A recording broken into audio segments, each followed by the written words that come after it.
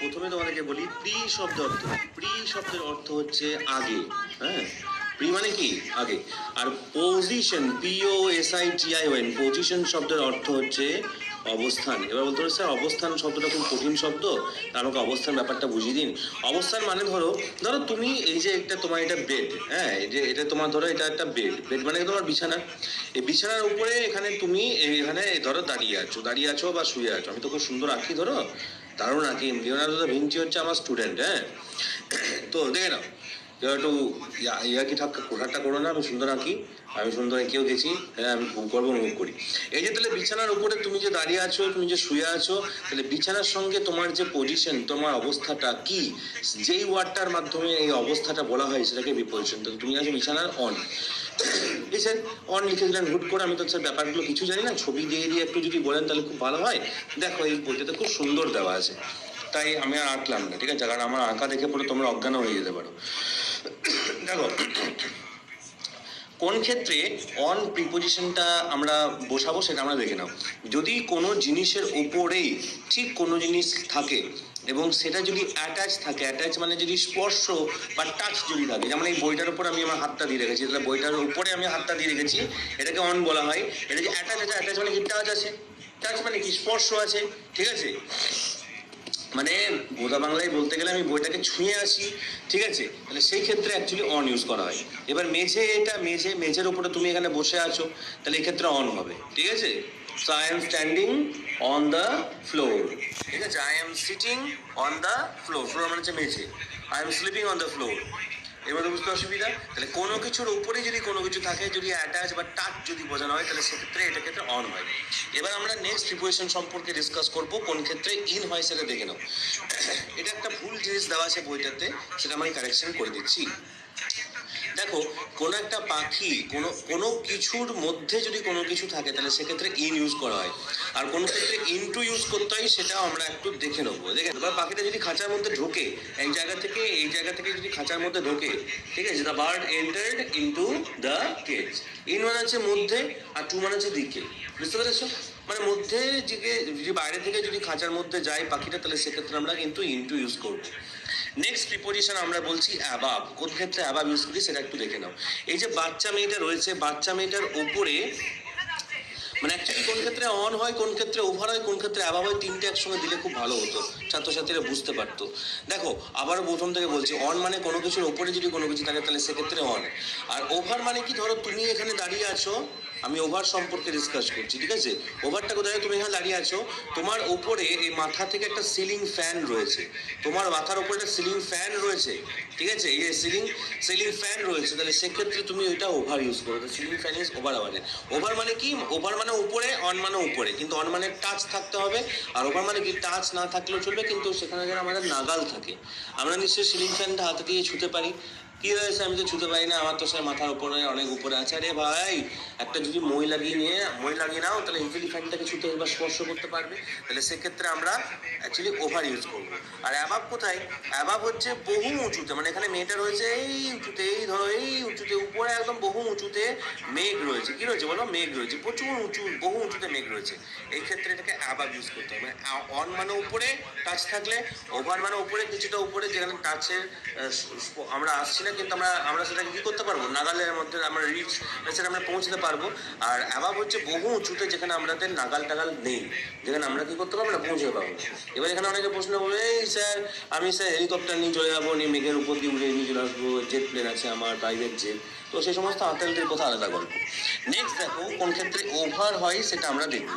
Over মানে কি, এই যে ধরো একটা দেখতে পাচ্ছ, এটা একটা পাঁচিল, তাই না, তোমার বাউন্ডারি ওয়াল, এটা এই বাউন্ডারি ওয়ালের ধরো একটা শিয়াল বা একটা বিড়াল বা কিছু হোক, সে কি করলো, এখান দিয়ে লাফ মেরে কি করলো, এদিকে চলে এলো, এইখানে চলে এলো, তাহলে এখানে লাফটা মেরেছিল, এখানে লাফ মেরেছে উড়ে উড়ে এখানে চলে এলো, এই ক্ষেত্রে আমরা ওভার ইউজ করবো। ওভার মানে কি, কোনো কিছুকে অতিক্রম করে দেওয়াকে কি বলা হয়, বলে অ্যাকচুয়ালি ওভার।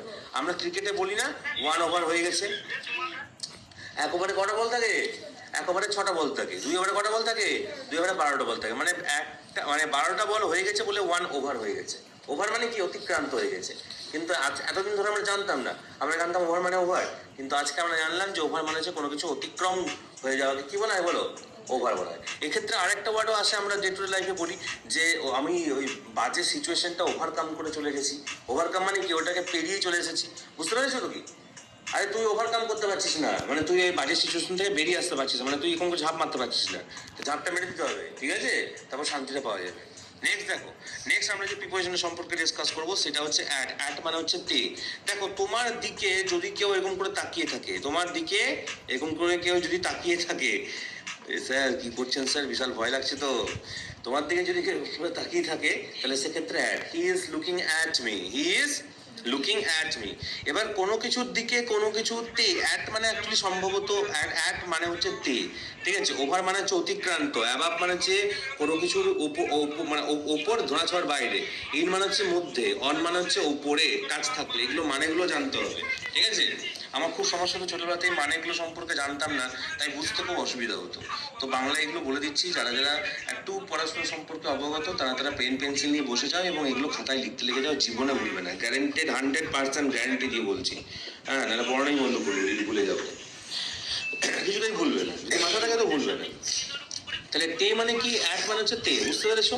তুমি যদি কারোর দিকে ঢিল ছুঁড়ে মারো, যদি একটা লোক এই রাস্তাতে একটা লোক এরকম করে যাচ্ছে, ওই লোকটাতে দিকে তুমি কি করলে, ঢিল ছুঁড়ে মারলে। যে হোলিতে কি করা হয়, বেলুনের ভেতর জল ভরে ছোড়া হয়, তাহলে হি ইজ থ্রোয়িং দ্য এটা এটা বলতে পারো তুমি পাস্ট টেন্স দিকে বলো, তাহলে he threw the water balloon at me, মানে সে কি করেছিল আমাতে বা আমার দিকে কি করেছিল, একটা ওয়াটার বেলুন কি করেছিল, ছুঁড়েছিল। বুঝতে পেরেছো?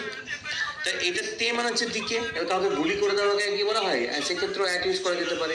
যদি কেউ কাউকে গুলি করে দেয়, এখানে দেখতে পাচ্ছি হান্টার কি করছে, গানটাকে এম করেছে, কোথায় এম করেছে, বার্ড মানে পাখিতে এম করেছে, অ্যাট মানে হচ্ছে তে, নিশ্চয়ই ভুলবে না।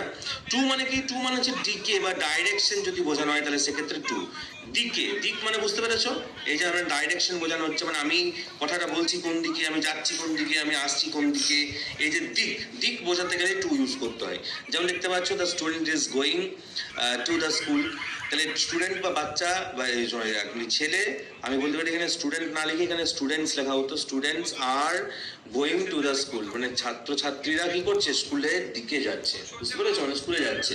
তো অ্যাকচুয়ালি টু মানে কি, টু মানে হচ্ছে কি বলো, দিকে বোঝাতে গেলে অ্যাকচুয়ালি টু ইউজ করতে হয়। ডাইরেকশন যদি বোঝানো হয় তাহলে সেক্ষেত্রে টু। এবার আরো সেন্টেন্স, এখানে স্কুলের জায়গায় তুমি মার্কেট বলে বসিয়ে দাও, শপিং মল বসিয়ে দাও, কেএফসি বসিয়ে দাও, হ্যাঁ, আঙ্কেলস হাউস বসিয়ে দাও, মাই হাউস বসিয়ে দাও, যা খুশি, ঠিক আছে?